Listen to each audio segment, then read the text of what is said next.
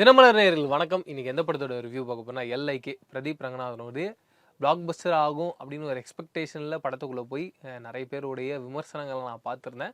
நான் சொல்கிறது ரிவ்யூவர்ஸாக பண்ணுற விமர்சனம் இல்லை.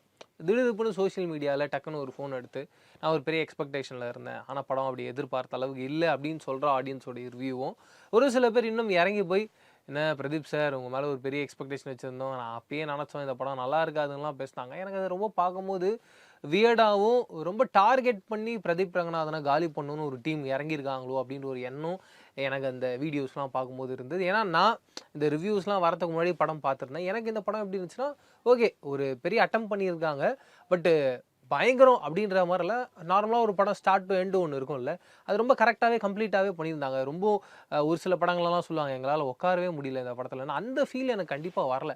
ஆனால் நான் பார்த்த இந்த சோஷியல் மீடியாவில் இன்ஸ்டாகிராமில் நிறைய பேர் பேசுகிறவங்க எல்லாரும் என்ன சொல்கிறாங்கன்னா, உட்காரவே முடியல அப்படின்லாம் சொல்கிறாங்க. எனக்கு சீரியஸாக அப்படி இல்லைங்க. இது ஒரு மாதிரி ஒரு ஜாலியாக தான் இருந்தது. எந்தெந்த இடத்துலாம் ஜாலியாக இருந்தது, ஃபர்ஸ்ட் ஆஃப் ஆல் இந்த படத்தோட கதை என்னன்றதை பார்த்துருவோம்.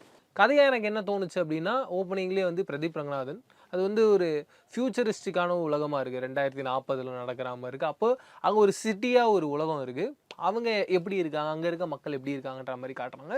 இன்னொரு பக்கம் வந்து இந்த டெக்னாலஜிலாம் வேண்டாம் அப்படின்ற மாதிரியான ஒரு டீம் இருக்காங்க. அவங்கக்கிட்ட ஒரு ஜெயிலும் இருக்குது. அது எப்படிப்பட்ட ஒரு ஜெயிலாக இருக்குன்னா, தொடர்ந்து டெக்னாலஜியை நிறைய யூஸ் பண்ணுறாங்க. அதன் மூலியமாக ஏதோ ஒரு தவறு பண்ணிட்டாங்கன்னா, இந்த இடத்துக்கு நீங்கள் அந்த டெக்னாலஜி இல்லாமல் அந்த ஃபோனெல்லாம் உடச்சி போட்டுட்டு ஒரு சில காலகட்டம் இருக்கணும், அதுலேருந்து திருந்தி அவங்க வெளியில் போகிறாங்க அப்படின்ற மாதிரி காட்டுறாங்க. அந்த இடத்தோட அப்பாவா அது லீடராக வந்து சீமான் அவர்கள் இருக்காங்க. அவங்களுடைய பையனாக தான் பிரதீப் ரங்கநாதன் இருக்காரு. அப்படி அந்த சிட்டியில் வளர்கிற ஒரு பொண்ணா, ஃபோனே ஒரு பொண்ணை வளர்த்தா எப்படி இருக்குமோ அப்படி ஒரு பொண்ணாக வந்து கிருத்தி ஷெட்டி நடிச்சிருக்காங்க. இவங்க அதை பார்த்தீங்கன்னா ஹீரோ வந்து ஃபோனே இல்லாத ஒரு உலகத்தில் வளர்ந்துக்கிட்டு இருக்காரு. இவங்க ஃபோன் தான் உலகம்னு வளர்ந்துக்கிட்டு இருக்காங்க. இவங்க 2 பேரும் ஒரு பாயிண்டில் மீட் பண்ணுறாங்க. அந்த இடத்துல வந்து எஸ்ஜே சூர்யா சார் எல்ஐகே அப்படின்னு ஒரு ஆப் ஒன்று கண்டுபிடிக்கிறார். அது என்னென்னா, நம்ம 2 பேரும் கரெக்டான ஒரு மேட்சாக இருக்குமா அந்த பர்சன்டேஜ் ஒன்று காட்டுது. இந்த 100% இருந்தீங்கன்னா, இல்லை ஒரு 80% மேலே இருந்தீங்கன்னா நீங்கள் ஒரு கரெக்டான பேராக லாங் லைஃபாக நீங்கள் இருக்கலாம் அப்படின்ற முறையான ஒரு ஐடியாவை அது பண்ணுது. அவர் வந்து ஒரு கார்ப்பரேட்டாக ஒர்க் பண்ணுறாரு. அவர் அந்த ஐடியாவில் அவர் பண்ணுறாரு.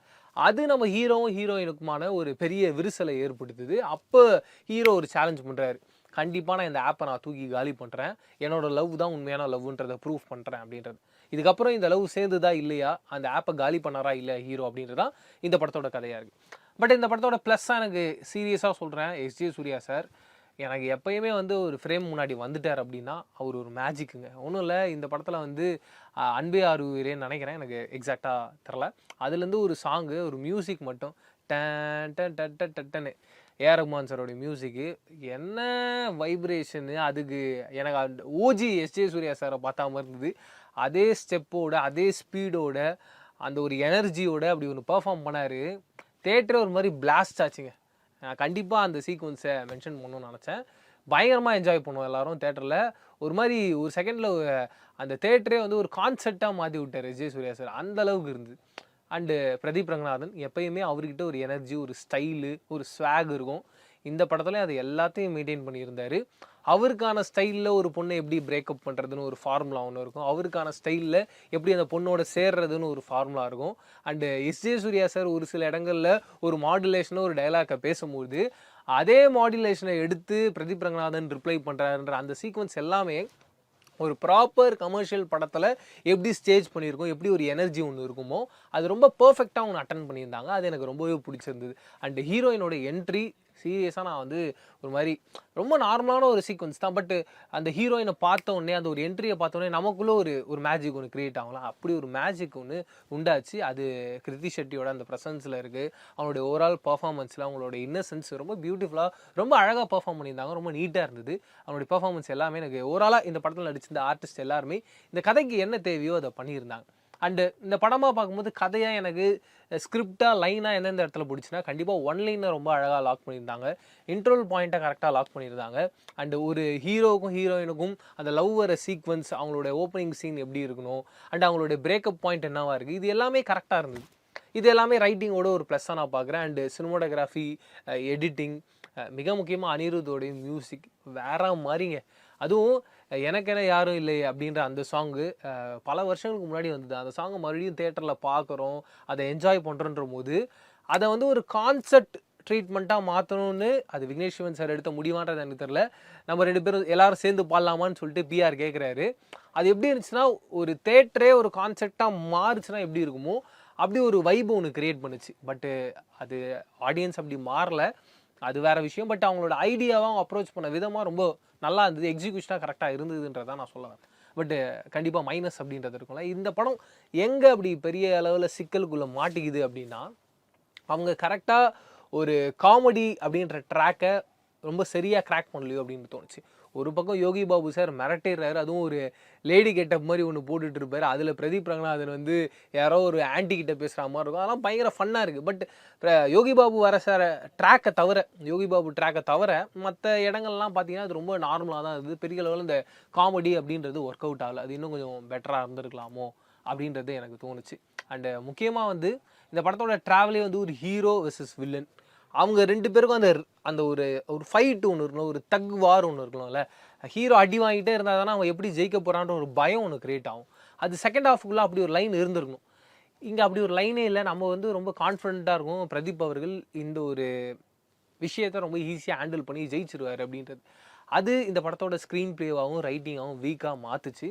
அண்ட் என்னென்னா இன்ட்ரோல் பாயிண்ட்லேயே சொல்லிட்டாங்க, இதுதான் நடக்க போகுது, ஹீரோவுக்கும் வில்லனுக்கும் இதுதான் சேலஞ்சு. அந்த சேலஞ்சே ஒரு 2-3 வாட்டி வந்தது. அது இந்த படத்தோட மைனஸ். அண்டு இந்த எல்ஐகே ஆப் என்னன்றதை ஒரு 2-3 வாட்டி ஓப்பனிங்லேயே டிஸ்கிரைப் பண்ணிக்கிட்டே இருக்காங்க. எப்பயும் என்னென்னா இப்படி ஒரு ஸ்டோரி வேர்ல்டுக்குள்ளே போகிறோம், ஒரு ஃபியூச்சரிஸ்டிக்கான ஸ்டோரியை சொல்கிறோம், இல்லை எக்ஸாம்பிள் சொல்கிறேன், இந்த இன்செப்ஷன் மாதிரியான படங்களோட கதையெல்லாம் சொல்கிறோன்னா, அதில் வந்து கிறிஸ்டோபர் நோலனோட ப்ளஸ்ஸாக நான் பார்க்குறது என்னென்னா, அவர் அந்த கதையை ஒரு வாட்டி தான் டீட்டெயில் பண்ணுவார். நீங்கள் அப்போ அந்த கதையை எக்ஸாக்டாக புரிஞ்சுக்கிட்டிங்கன்னா அந்த கதை உங்களை வந்து ஒரு மாதிரி ஒரு டிரான்ஸ் ஜோனுக்குள்ளே உட்கார வச்சிரும். நீங்கள் அந்த கதைக்குள்ளே ஒரு கேரக்டராக வாழ ஆரம்பிப்பீங்க. அப்படி ஒரு டெப்த்தையும் மீட்டரையும் அவர் கொடுப்பார். இந்த கதையில் அதுதான் மிஸ் ஆகுது. இவங்க என்ன பண்ணுறாங்க, ஓவராலாக பயங்கரமாக ஸ்பூன் ஃபீட் பண்ணிக்கிட்டே இருக்காங்க. ஆடியன்ஸ் வந்து என்னை பொறுத்த வரைக்கும் நான் எப்படி பார்ப்பேன்னா, ஆடியன்ஸ் பயங்கர இன்டெலிஜென்ட். அவங்க வந்து கதைக்குள்ளே உட்காந்துட்டாங்க அப்படின்னா ஆரம்பத்திலேயே அவங்களும் ஒரு ரைட்டராகவும் அதில் ஒரு கேரக்டராகவும் தான் வாழ்ந்து அந்த ஓவரால் படத்தை என்ஜாய் பண்ணுவாங்க. அப்படி தான் நான் இது வரைக்கும் பார்த்த படங்கள் இருந்திருக்கு. அந்த மீட்டரை விக்கி அவர்கள் இந்த படத்தில் மிஸ் பண்ணிட்டார். அது அவருக்கு ஒரு பெரிய பேக் ஃபயர் ஆகிடுச்சு. அண்டு நிறைய சீக்வன்ஸ் காமிக்கலாக பண்ணுற சீக்வன்ஸாக இருக்கட்டும், இல்லை சீரியஸாக இருக்க சீக்வன்ஸாக இருக்கட்டும், ஏதோ ஒரு படத்தில் ஏதோ ஒரு முக்கியமான ஒரு சீக்வன்ஸோட ரெஃபரன்ஸாகவே இருந்தது. அதுவும் இந்த படத்தை பார்க்கும்பொழுது ஆடியன்ஸுக்கு இப்போ இருக்க யூடியூப் சேனல்ஸோட வீடியோஸ் நிறைய இருக்குது. அப்படி ஒரு ரெஃபரன்ஸாக அவங்களுக்கு மாறத்துக்கான வாய்ப்பு இருக்குது. அதை விக்கி ப்ரோ எப்படி மிஸ் பண்ணாருன்னு எனக்கு தெரில.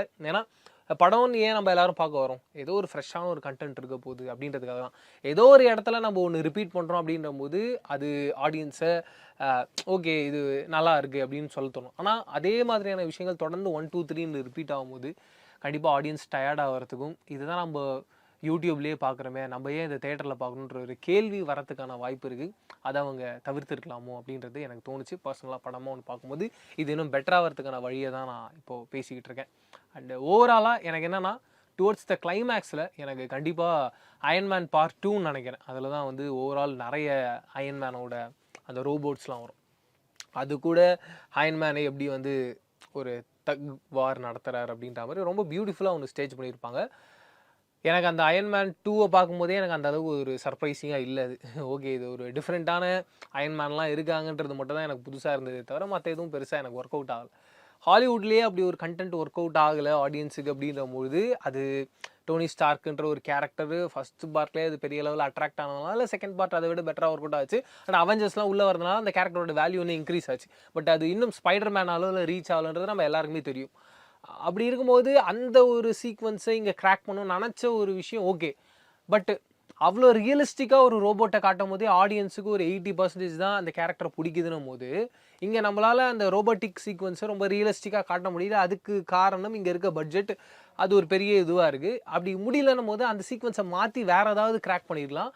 அண்ட் அந்த கிளைமேக்ஸை ரொம்ப சீக்கிரமாக முடிச்சிருக்கலாம். கிளைமேக்ஸ் முடிச்சு ரிட்டன் அண்ட் டைரக்டட் பை வந்து மறுபடியும் ஒரு கதை போகுதுன்னும் போது ஆடியன்ஸு ஏதோ ஒரு இடத்துல ரொம்ப டயர்டாக ஃபீல் ஆகிறாங்களோன்ற ஒரு எண்ணம் எனக்கு இருந்துச்சு. அதை கண்டிப்பாக விக்கி ப்ரோ அடுத்தடுத்த படத்தில் சரி பண்ணிக்கிட்டாருன்னா இன்னும் அவருக்கு ஒரு பெஸ்ட்டான ஒரு அவுட்புட் ரிசல்ட் ஆடியன்ஸ் சைட்லேருந்து வரும்ன்ற எதிர்பார்ப்பேன். ஏன்னா எனக்கு போடா பிடிலாம் நான் இப்போவும் விஜய் டிவியில் வரும் போட்டாங்கன்னா நான் ஃபுல்லாக பார்ப்பேன். அண்ட் நானும் ரவுடி தானும் அப்படி தான். எனக்கு வந்து இது ஒரு மாதிரி போரே அடிக்காது. எத்தனை வாட்டி பார்த்தாலும் ஒரு சில கமர்ஷியல் படங்கள்லாம் நம்ம பார்த்துக்கிட்டே இருப்போம். அப்படி ஒரு படங்கள் இதெல்லாம். அப்படி இருக்க விக்கி ப்ரோ அந்த கிளைமேக்ஸை ஷார்ப் அண்ட் கிறிஸ்பாக கட் பண்ணியிருந்தாருன்னா இந்த படமும் ஒரு பயங்கரமான படமாக வந்திருக்கும். அதை மிஸ் பண்ணது இந்த படத்தோட ஒரு மைனஸாக ஆயிடுச்சோன்றது தான் எனக்கு தோணுது. ஏன்னா நானும் ரவுடி தான் இல்லை, அவங்க 2 பேர் குத்திப்பாங்க, முடிஞ்சது அதோட, அவ்வளோதான். அதுக்கப்புறம் அது ஒரு ஃபீல் குடான ஒரு ட்ராமாவை மாறுறதுன்றது ஓகே. பட் அந்த வார்ன்றது ஒன்று எக்ஸாக்டாக பயங்கரமாக ஒன்று இருக்கும்ல, அது மிஸ் ஆகுது. வேறு எதுவும் கிடையாது. இது தாண்டி எனக்கு எல்ஐகேவை பொறுத்த வரைக்கும் எனக்கு ஓகே. பிரதீப் ரங்கநாதன் தொடர்ந்து இந்த லவ்வில் இத்தனை அட்டம் பண்ணிட்டாரு. கண்டிப்பாக எல்லாருக்குமே ஒரு பெரிய பீக் இருக்கும்போது எந்த ஒரு ப்ராடக்டாக வேணா இருக்கலாம், அது ஒரு பெரிய ஸ்ட்ரீக்குக்கு போகும்போது மறுபடியும் அதுக்கு ஒரு டவுன்ஃபால்ன்றது வரலாம். அப்படி ஒரு சின்ன ஒரு சர்க்கிளாக தான் நான் பார்க்குறேன். அண்டு பிரதீப் ரங்கநாதனை பொறுத்த வரைக்கும் அவரோட ஆக்டிங், அவருடைய டைரக்ஷன், அவர் மேலே வச்சிருக்க கான்ஃபிடென்ட்லாம் பார்க்கும்போது ரஜினி சார் சொன்ன டைலாக் தான் எனக்கு ஞாபகம் வருது. நான் யானை இல்லை குதிரை சக்குன்னு எழுதிப்பேன்னு. அது மாதிரி அடுத்த படத்தில் பிஆர் ப்ரோ கண்டிப்பாக குதிரை மாதிரி வருவார்ன்ற ஒரு எதிர்பார்ப்பில் நான் வேறு ஒரு ரிவ்யூவில் உங்கள் எல்லாருமே சந்திக்கிறேன். அது வரைக்கும் டாடா பாய் சொல்லுங்கள். நான் பிரவீன் கேஎஸ். பாய்.